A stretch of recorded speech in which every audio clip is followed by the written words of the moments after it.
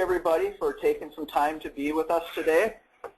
What I have to present is a culmination of several years of development and testing, and I hope that you'll find the results to be as exciting as we do here at DSI. I want to start with some sobering statistics that probably many of you are familiar with. This is data from the CDC Division of Diabetes Translation, and you'll see a progression of the diagnosis of diabetes from the year 2004 to 2010 in the United States. And as these maps progress, the dark brown are areas where more than 11% of the population has been diagnosed with diabetes.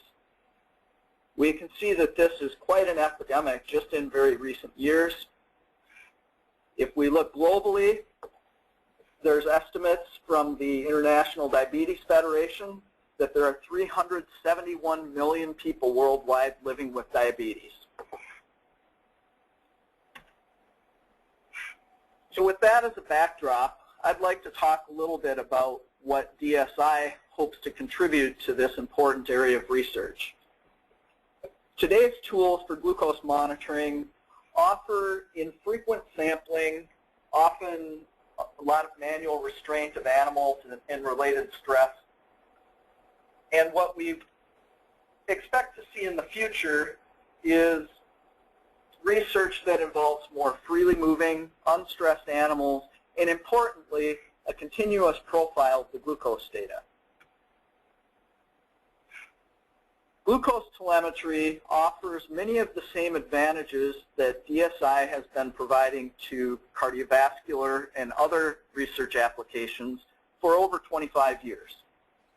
Generally, the idea of minimized stress, continuous data profiles, ultimately reduced variability and improved statistical power all lead to novel insights, and in the case of monitoring continuous glucose, researchers are very excited about the idea of creating new science and seeing things that they've never been able to see using other techniques.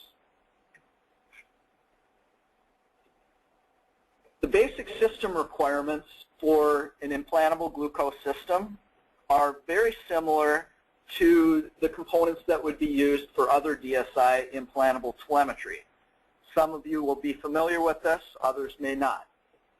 The idea is that there's an implantable telemetry device fully implanted in the animal. Each animal has its own cage located directly on a telemetry receiver. The receivers connect back through a data exchange matrix, and this centralizes all of the communications from the receivers and also provides power to the receivers.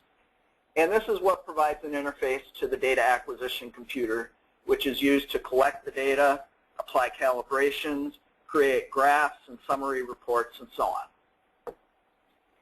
With the glucose system, one important additional component is that we need a glucose reference to do calibration after the device is implanted. And we recommend the Nova StatStrip Express for this purpose, and I'll talk a little more about that in a couple of slides.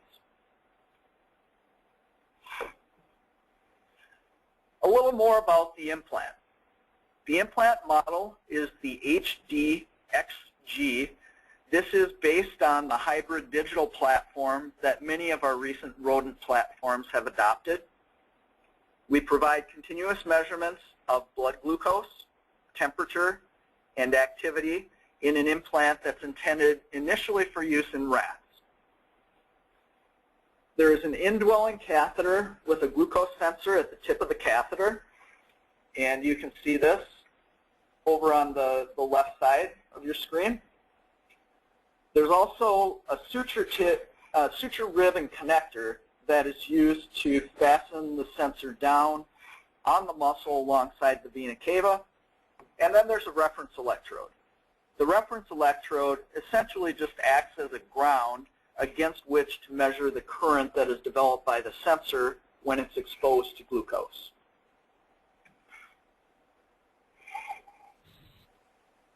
The use of telemetry in rats generally involves three specific areas of expertise.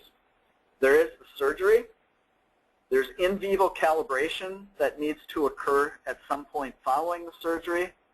And then there's the use of the software system to collect and report the data. I'll start with the surgical procedure. Again, for those of you that might be familiar with cardiovascular telemetry, this procedure is very similar to monitoring blood pressure in a rat. We use an abdominal incision. The sensor is placed directly in the descending aorta.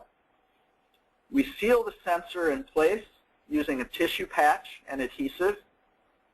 And then, if you can see on the right side here, we're actually suturing this connector down to the back muscle alongside of the vena cava.